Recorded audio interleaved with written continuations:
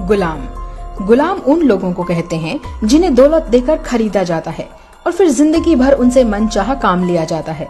मगर कई गुलाम ऐसे भी हुए जो उसे खरीदने वाले राजा या अमीर के इतने करीब आ गए कि एक बादशाह के बराबर रुतबा पा बैठे।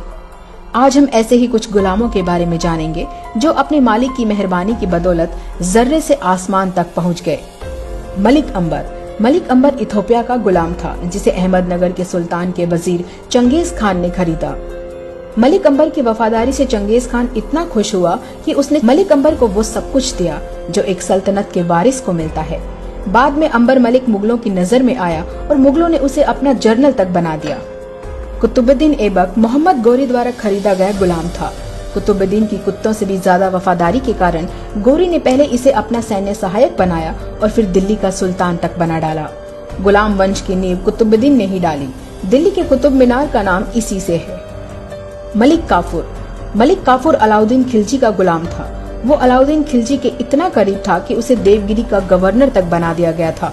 खिलजी की मौत के बाद उसने खिलजी की जगह लेने की कोशिश की, पर खिलजी के ही अंग रक्षकों ने उसे मौत के घाट उतार दिया। विनायक दामोदर सावरकर।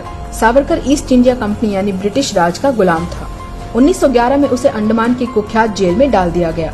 उन्हें 50 वर्षों की सजा हुई थी, लेकिन सजा शुरू होने के कुछ महीनों में ही उन्होंने अंग्रेज सरकार को माफीनामा लिखा कि उन्हें रिहा कर दिया जाए।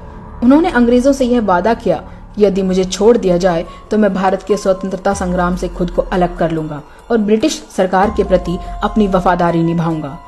अंडमान जेल से छूटने के बाद उन्होंने ये वादा निभाया भी और जिंदगी भर अंग्रेजों के गुलाम मुखबिर बनकर रहे। और अब आते हैं आधुनिक भारत के सबसे ताजे और कुख्यात गुलाम यानी नरेंद्र मोदी की ओर। नरेंद्र मोदी हिंदुस्तान के सबसे बड़े पूंजीपतियों अडानी अंबानी के गुलाम हैं। इन पूंजीपतियों ने मोदी को आरएसएस से खरीदा है, जो कि पिछड़ी मानसिकता वाले लोगों को गुलाम बनाने में माहिर संगठन है। अडानी अंबानी ने गुलाम नरेंद्र मोदी की निर्ममता भरी वफादारी और झूठे भाषण देकर जनता को बरगलाने की प्रतिभा को पहचाना और उसे भारत का सबसे ताकतवर आदमी बनाने की पेशकश की।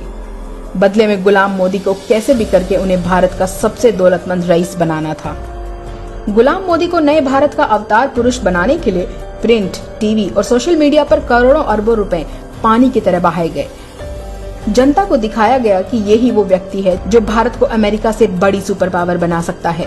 नतीजतन इन पूंजीपतियों ने अपने धन बल से अपने गुलाम मोदी को पहले तो गुजरात का सीएम बनाया और फिर भारत का पीएम तक बनवा दिया। बस तब से लेकर अब तक गुलाम मोदी भारत देश की तमाम संपत्तियों को अपने इन पूंजीपति आकाओं के हवाले कर रहा है, कानून बदल रहा है और सामने आने वाली हर बाधा को बेरहमी से कुचल रहा है।